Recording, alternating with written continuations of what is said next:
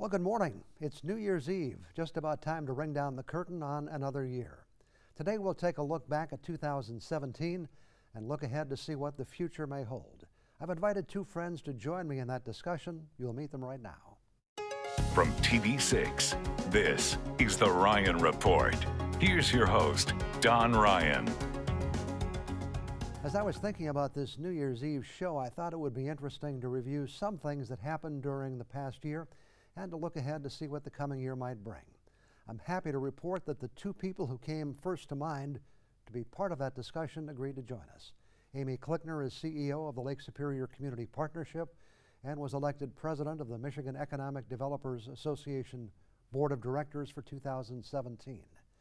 And before beginning his career in state government, Mike Prusi worked at the Empire Mine, where he was elected to 3 terms as president of Local Union 4950 of the United Steelworkers Union. He was elected to the State House of Representatives in 1995 and later elected to the State Senate, where he served until 2011. Amy and Mike, welcome back to the Ryan Report. Great to be here. That was a lot of fun. Both veterans. You know, unfortunately, we start off this morning with a story that none of us expected to be talking about this morning, and that was the sudden passing of Tom Baldini. Mike, obviously you had a lot of contact with Tom over the years. What do you remember about his service? Tom, he knew politics from front to back, A to Z, but he always understood that politics is to be applied in the common good, and he was a public servant first and foremost, and just always had a smile on his face, always willing to talk to people about an issue, try to work out a solution to a problem, whether it was on the International Border Commission, whether it was for state government, federal, when he worked for BART, Congressman Stupak, and then gets elected as mayor of Marquette. I think that was a kind of a crowning jewel for Tom, and it's a real shame that we won't get to see how well he would have performed in that role. And Amy, you've had a lot of work, you know, in a sense, even before Tom became the mayor of Marquette, he was certainly the senior statesman of Marquette.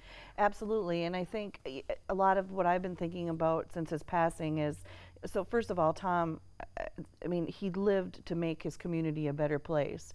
And that, by community, I mean whether it's local, state, federal, he's given and served on all those fronts. But, you know, he's with a long list of icons, you know, the Elwood Manson, the Monsignor Capo, Phyllis Mackey, those that have all too soon left us. But in all honesty, set up what we should be following as people and community leaders. They've mapped out something for us, and it would be a shame if we don't take advantage of following in their footsteps. Tom was a good friend of mine and a good friend of this show. He was actively involved as the program chairman for many years at Economic Club, and he would help me get some of the speakers who came up here, and many times it meant just driving them out here and getting them here and getting it all set up. So he just did so many things in so many ways. You know, and you look at, I mean, I can't even imagine what his resume looks like, because he, you know, he's been giving since, I mean, that's all he's ever known. And so, I mean, he was on my board. He served as my government relations chair when, you know, Mike talks about politics. He understands public policy. He helped. He was one of my mentors in public policy and how we work in government relations. So dearly and sadly missed, for sure. And so as we look back at this year, this is not the only tragedy we experienced. And certainly, Mike, the loss of State Representative John Keevala. John, a young man who was making a real impact in Lansing. You know, every time I'd run into John or get a chance to sit down and talk to him, he always said he was where he felt he was supposed to be. I mean, I think from his service on the city commission to mayor of Marquette to the state House of Representatives, he lived for that role and he served in that role with just outstanding effort and dignity, and it was just a real blow to this area and a real shock personally when he left us too soon. And obviously, Amy, he Yeah. was very involved in supporting the organizations you've been part of. Oh, absolutely. And again, as you talk about, he was in the positions that he had for the right reasons, which is why he was elected and moved on to the state. But someone, I mean, if you called him and you had an issue and you wanted to sit down, he was right there. I mean, he was so good to me and to the Lake Superior Community Partnership. So proud of this community and our economic development. Again, it's such a tragic loss for our community because he gave so much. But he truly understood what can make a difference and how to make a difference by playing both sides of the aisle and making sure that you gain trust and build those relationships. And of course, life moves on, and he had to be replaced in Lansing. It set off a spirited Democratic primary. Mike, I'm sure you followed that carefully. I was supporting my county commissioner, Joe DeRoche, and oddly enough, when they redistricted the state house districts, Ishpeming Township, where I live, was moved into the 110th. So John was not my state representative, even though I felt like he always was. He was everybody's state rep, and but it brought to mind the special primary when Dominic Jacobetti passed away, and we had a four-way Democratic primary in 1995, and I was fortunate enough to come out with the win on that one. And Sarah kind of did something similar to what I did. She worked hard on outside of Marquette County, because people sometimes forget that it was Marquette and Alger County when I served, but then Luce and Schoolcraft were added to the district, and I think those votes that she gathered up in the outlying counties were enough to put her over the top. Well, actually, it was Alger County that really put her over the top in the end, the way the results came in. Yeah. And of course, it was a spirited race in the general election as well. Yep, absolutely. And I don't think it's going to stop being spirited as we head into 2018 as well. We have a lot of big elections coming up from the governor on down. Sarah will have to rerun as she was filling a seat. Senator Casperson being termed out. So I think it's going to be quite an interesting year. You should get a job as some type of political forecaster for the year. It's going to be a good one. We'll get back to some of that in just a couple of minutes. We have to take a break. We'll be back with more on the Ryan Report after we take this break.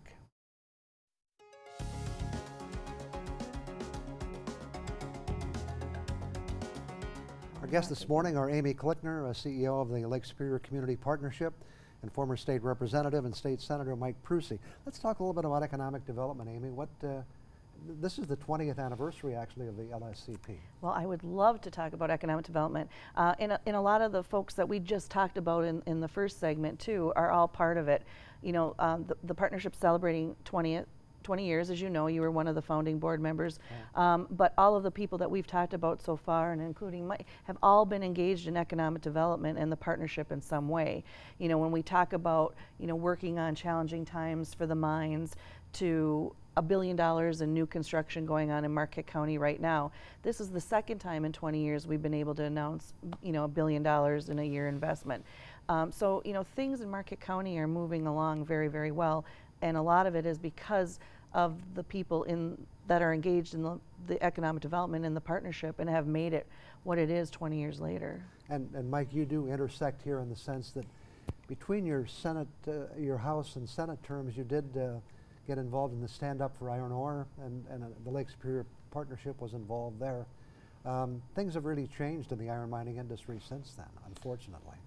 The iron ore business, from the time I first started with Cliffs in 1974, actually in 1968, I was a summer student, so I go back almost 50 years in mining. But the changes that have come about with the technology in mining, with the onslaught of unfairly traded foreign steel, the blast furnace industry, the integrated steel industry in America went from 135 blast furnaces to less than 30 now, if my numbers are correct. So the market for iron ore and iron ore pellets is diminished quite a bit. But Cliffs has been hanging in there. They're the last man standing here on the range, and I think we still have some iron ore left to mine here in Marquette County. Although we've gone from probably 5,000 employees to maybe a little less than 1,000. Yeah, when I started at the Empire Mine, there were over 1,000 employees, and when I left to go in the legislature, they had whittled it down to a little over 800, went down to 500, less than 300, and now I think their truck shop, I forget how many people there, but there aren't a whole lot left working in the maintenance field. But we are back into mining with the Eagle Mine, and they had some Absolutely. positive news this Absolutely. The Eagle East was permitted, and so an expansion there. That's very, very important. The nickel copper mining, obviously Cliffs is 170 years old this year, which is another huge milestone for them, and we appreciate that they are still here. But there's other projects across the Upper Peninsula, the Aquila Resources Back 40 project, Highland Copper. I mean, we want to see those be successful. Economic development, and especially of that magnitude, affects positively the whole Upper Peninsula. And those projects do come with some controversy, Mike, and you were in the middle of that in your day. What can we expect here? Well, I think the law that we passed back when I was in the Senate, which a lot of people aren't aware that it passed without a single no vote in the Senate, and I think maybe 1 or 2 in the House, because it was the toughest mining act, non-ferrous mining act in the country. And I think Eagle Mine and the 2 owners that have shared responsibility there have lived up to the law that we passed, and I think the permit applications that have been submitted for the other projects are going to have to undergo the same tough scrutiny, the same examination that Eagle did to get off the ground. And I think if these companies are willing to do that, that shows that we did a fair job with the law, but there's also some value still left in the ground here in the UP. And your organization is working with some other areas now to support economic development. You've been supportive of Dickinson and Baraga County, I believe? Yes, when you talk about, working collaboratively and leveraging resources and sharing resources, I mean, they're very tough to come by. So why are we not working, more collaboratively? And we talked and worked with Baraga County and Dickinson County, and now provide economic development services in both of those communities. And again, leveraging all of what is in those 3 counties working together, and it makes a big difference. I mean, when we're talking about projects like, the bigger mines, why are we not all supporting those to be successful? And we're all going to benefit from them, whether it's our residents or our businesses. And we know one of the strong organizations is the MTech Smart Zone, which also gets involved in Marquette. But they've had a very successful record in the copper country. Oh, absolutely. And, Marilyn at the Smart Zone is just an incredible leader in that area. And then now that we have one of their subzones here in Marquette, and again, they're working collaboratively, and that makes a difference. But up in the Houghton area, they have had extreme success with the Smart Zone and MTech and their connection to tech, and we are hoping to see that same success here with Northern and our subzone. Okay. We'll have some other things to talk about with that. We'll get to those in just a couple of minutes. Back with more on the Ryan Report in just 2 minutes.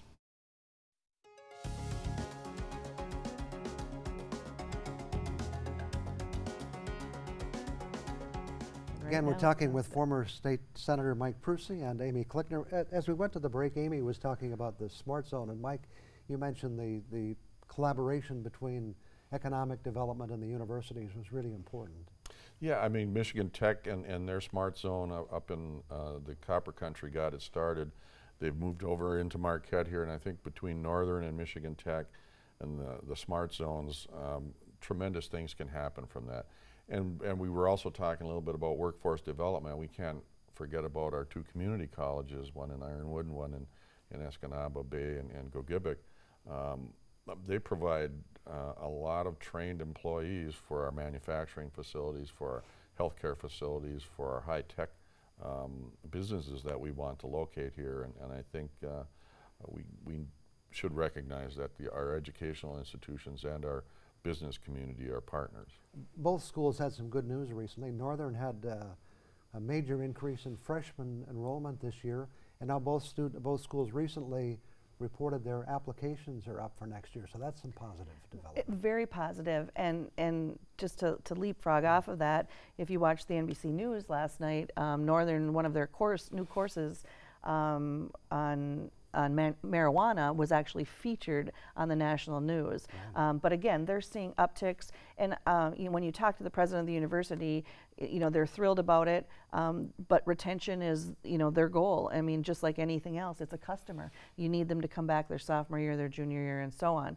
But we're seeing upticks, and I think with all the investment that Northern has made in particular in their campus facilities, I think we're seeing the rewards of them making those decisions. And there's a big decision to be made at Michigan Tech with Glenn Mraz deciding to step down as president. He's done a great job, hasn't he? Oh, I worked fairly closely with Glenn and Les Wong and Dave Haynes and the subsequent presidents, but Glenn had spent his entire career at Tech as an instructor and a student, and I think he just had nothing but great effort and great success while he was there, and I think they're going to have a struggle to replace him with someone of his effort and his caliber. We're rapidly running out of time, but the electric power issue, it seems like maybe we've made some good progress there. We, a couple of years ago, wondered what was going to happen with the Presque Isle plant closing. Are you happy with the solution? And you've both been involved in this. I am. I mean, I think the UMark solution, one in Marquette County, one in Baraga County, and since we, now work in both counties, I'm excited about the investment, about the way that's happening. Obviously, super concerned because the Presque Isle power plant will go away, largest taxpayer in the city of Marquette. Huge challenge for us to overcome next.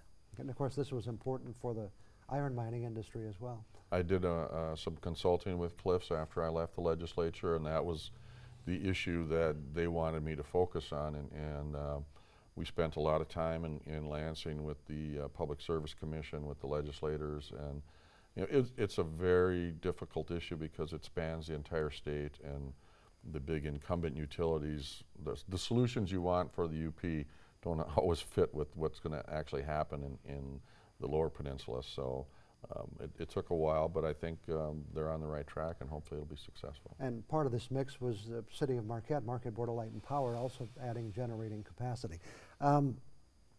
We have less than 2 minutes. This is going to be a gangbusters year in politics, isn't it?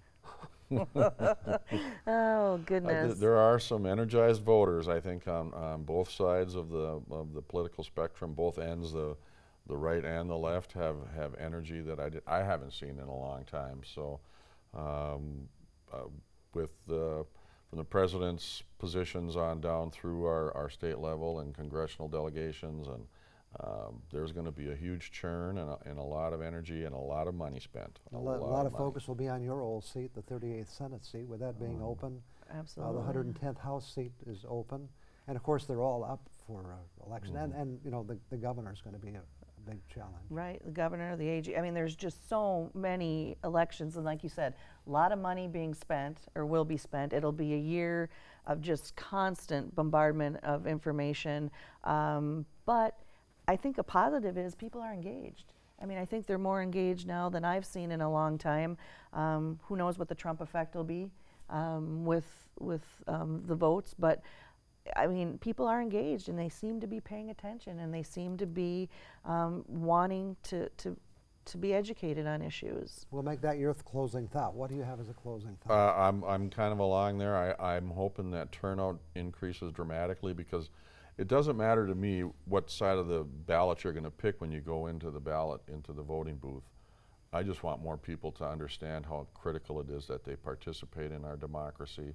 They inform and educate themselves on the candidates and their positions, and then take the time to get out there and vote. Thanks for being here this morning. Really appreciate it. Thank you. I'll be back with some closing thoughts for you in just a couple of minutes.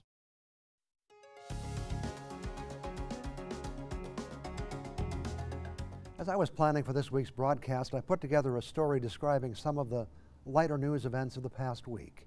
As the week unfolded, we had one more reminder that plans can change unexpectedly.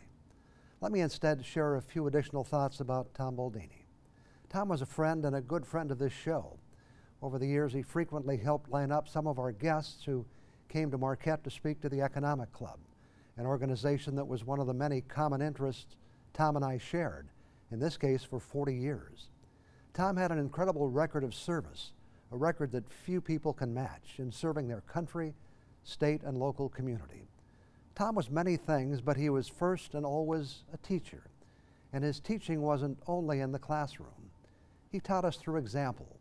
He showed us that serving others through community and government service can be a very rewarding life.